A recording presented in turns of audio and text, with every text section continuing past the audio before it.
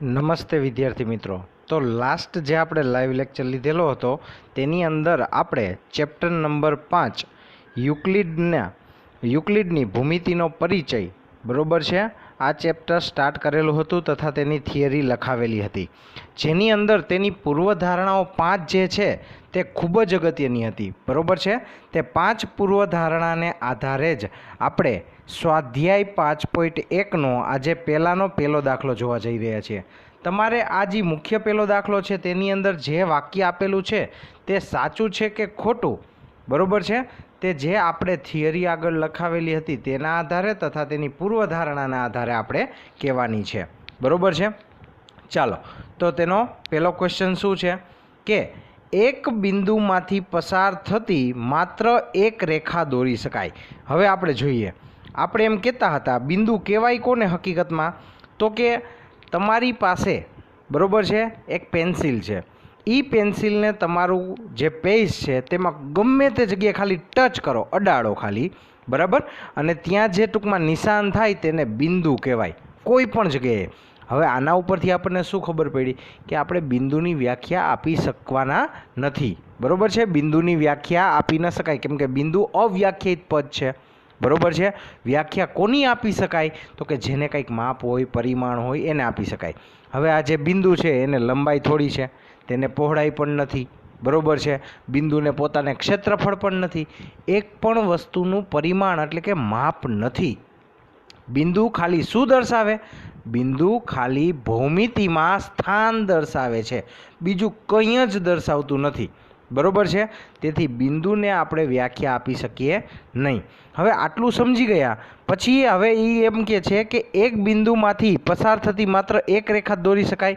બરોબર છે, તો આપણું બિંદુ છે, બિંદુમાંથી હું એમ કહું એક રેખા આમની ગઈ, બીજી આમની ગઈ, ત્રીજી આમની ગઈ, કેમ કે એ બિંદુમાંથી જ જાય છે ને, તો શું અહીંયા એક જ લખી શકાય, એક જ દોરી શકાય છે આકૃતિ રેખા? તો આપણે કહી શકીએ ના. બરોબર છે, બિંદુમાંથી અસંખ્ય રેખાઓ દોરી શકાય. એટલે આપણને જે વિધાન આપેલું છે તે કેવું છે? અસત્ય વિધાન છે. બરોબર છે, ચાલો સાથે થિયરી પણ સમજતી જવાની છે. બરોબર, એટલે હવે બીજો જોઈએ પ્રશ્ન. પહેલાનો બીજો શું કહે છે? બે ભિન્ન બિંદુઓમાંથી પસાર થતી અસંખ્ય રેખાઓ દોરી શકાય. બે ભિન્ન બિંદુ, અહીંયા એક બિંદુ આપેલું છે P, અહીંયા બીજું બિંદુ આપેલું છે Q. હવે આ બંનેમાંથી પસાર થતી અસંખ્ય રેખા આપણે દોરી શકીએ? ના. કોઈ એક બિંદુમાંથી અસંખ્ય રેખા પસાર થાય, જેમ કે Pમાંથી આવી રીતે અસંખ્ય રેખાઓ પસાર થઈ ગઈ, બને. Qમાંથી પણ અસંખ્ય રેખાઓ પસાર થાય, પણ બે બિંદુ જ્યારે આપણને આપેલા છે તો એ બે બિંદુમાંથી પસાર થતી, એટલે કે એક બિંદુ અહીંયા છે, આલેખ તમે દોર્યા હોય તો તમને ખ્યાલ હોય, બીજું બિંદુ અહીંયા છે, આ બંને બિંદુને તમે જોડો તો એક જ રેખા એમાંથી પસાર થઈ શકે. બરોબર છે, એટલે કે આપેલ વિધાન કેવું છે? ખોટું છે.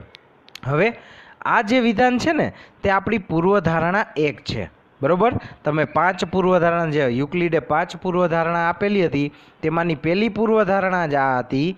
બરોબર છે, કે એક બિંદુમાંથી બીજા બિંદુ સુધી થઈને પસાર થતી એક સીધી રેખા દોરી શકાય, એટલે કે એક રેખા જ મળે.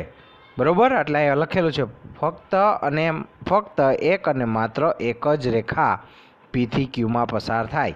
બરોબર, અસંખ્ય પસાર ન થાય. બરોબર છે, તો આવી રીતે આ પ્રશ્નનો ઉત્તર મળી જાય. ચાલો ત્યારબાદ આપણને પહેલાંનો ત્રીજો પ્રશ્ન પૂછેલો શું કહે છે?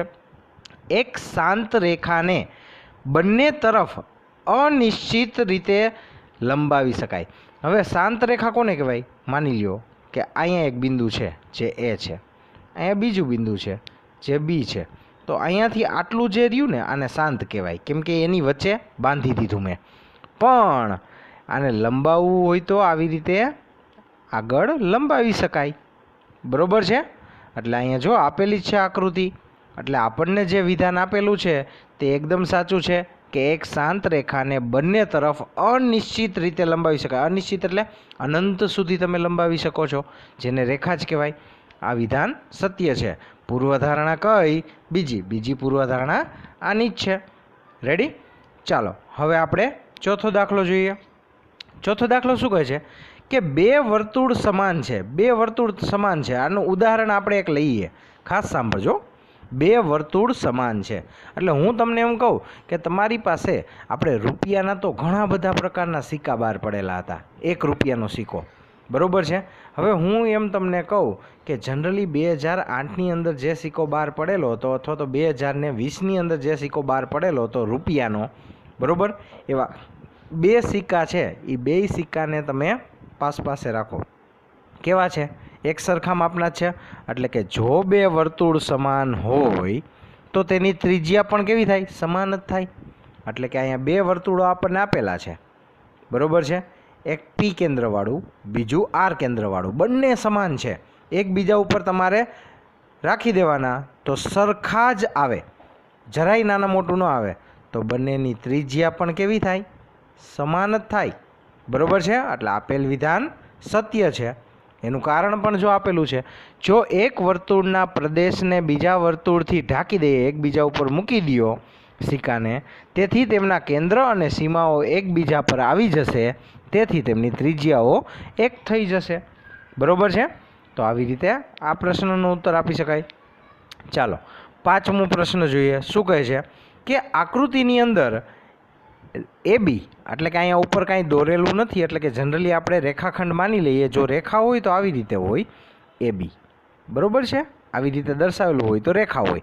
બંને બાજુ એરાવાળી રેખા હોય, એક બાજુ એરાવાળું કિરણ હોય અને એકેય બાજુ એરો ન હોય, બિંદુ આપેલા હોય, બરાબર, તો તેને રેખાખંડ કહેવાય. એ તો તમે જાણો છો. પણ આપણે એમ કહીએ કે ABનું જેટલું માપ છે તેટલું જ PQનું માપ છે, અહીં આપેલું છે. અને જેટલું PQનું માપ છે તેટલું જ XYનું માપ છે. તો AB બરાબર XY કહેવાય કે નહીં? આ 1 બરાબર 2 છે અને 2 બરાબર 3 છે. તો હું એમ લખી શકું 1 બરાબર 3. આ એવી વાત થઈ. તો કે હા, લખી શકાય. યુક્લિડની કઈ પૂર્વધારણા કહે છે?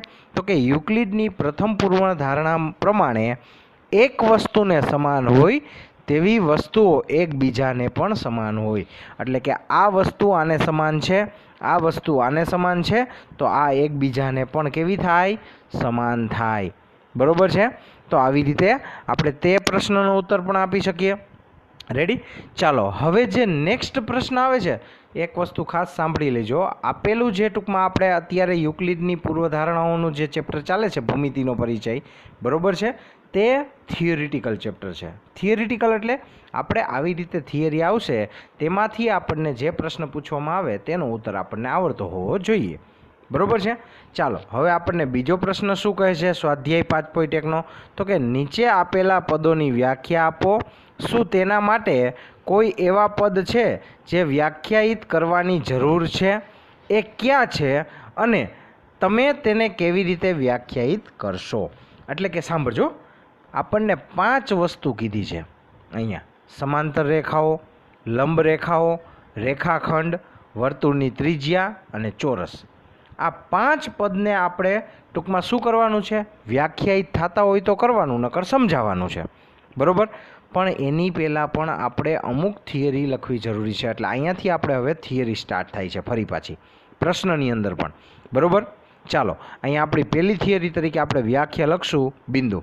તમારે બધાય નોટ અને પેન લઈને તમે બેઠા છો, બરાબર, જેની અંદર બિંદુની વ્યાખ્યા આપણે લખીએ. તો આપણે હમણાં જ આગળ વાત કરેલી હતી, બિંદુ કેવું છે? અવ્યાખ્યાયિત પદ છે, તેને વ્યાખ્યા ના આપી શકાય. તો એ પણ લખવું તો પડે જ ને કે બિંદુ અવ્યાખ્યાયિત પદ છે. બિંદુ એક ટપકા દ્વારા દર્શાવાય છે. બિંદુને લંબાઈ, પહોળાઈ કે જાડાઈ હોતી નથી. હવે એનું ઉદાહરણ આપ્યું. કાગળ પર અણીદાર પેન્સિલથી ટપકું મૂકીએ એ બિંદુનો ખ્યાલ આપે છે, બરાબર. એટલે કે આપણે આની વ્યાખ્યા ભલે ના આપી શક્યા, પણ તેની સમજૂતી આપી, બરાબર છે. એવી રીતે હવે રેખા. હવે તમે એમ કહેતા હશો સર અહીંયા તો સમાંતર રેખા નહીં બધું, પણ એની પહેલાં પણ આ વસ્તુ આપણે જાણવી જરૂરી છે. ચાલો રેખાની વ્યાખ્યા. આ બધુંય એટલે બધુંય તમારે આજે લખવાનું છે, બરાબર, ફેરબુકની અંદર. રેખા. રેખા એટલે શું થાય? તો કે રેખા એક એવા બિંદુઓનો ગણ છે. હવે જો એને શું કીધું? સરસ મજાની વાત કરી, બિંદુઓનો ગણ.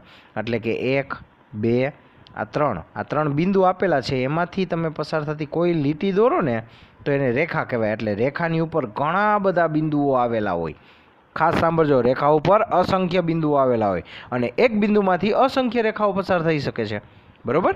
એટલે કે રેખા એ એવા બિંદુઓનો ગણ છે જેને ખેંચેલા દોરા અથવા તો બંને બાજુથી અંત વગર વિસ્તરેલી માપપટ્ટીની ધાર સાથે સરખાવી શકીએ, બરોબર છે?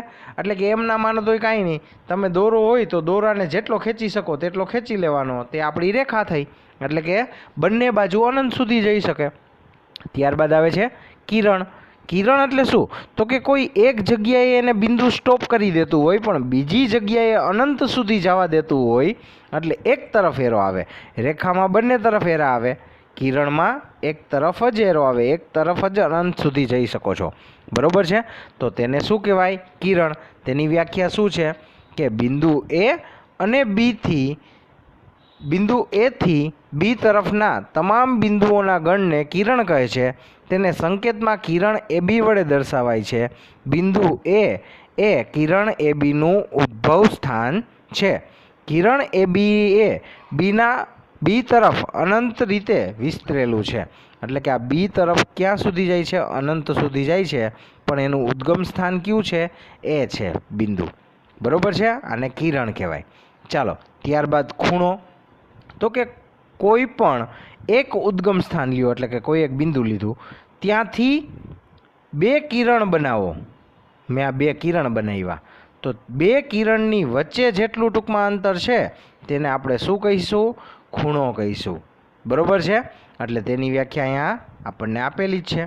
રેડી? તમે ક્લિયરલી જોઈ શકો છો, બરોબર? તેનું ઉદાહરણ પણ આપેલું છે. ચાલો, ત્યારબાદ સમતલ. હવે સમતલ કોને કહેવાય એ હું તમને સમજાવું. તમારી ઘરે દિવાલ છે તો દિવાલને સમતલ કહેવાય, બરોબર? પેન અને અથવા તો પેન્સિલ વડે તેના ઉપર તમે અસંખ્ય આકૃતિઓ દોરી શકો છો, લીટા તાણી શકો છો. એટલે કે આપણને કોઈ એક નિશ્ચિત ફ્રેમ આપી દીધી હોય જેની અંદર આપણે રેખા, કિરણ, ગમે તે વસ્તુ ડ્રો કરી શકીએ, બરોબર છે?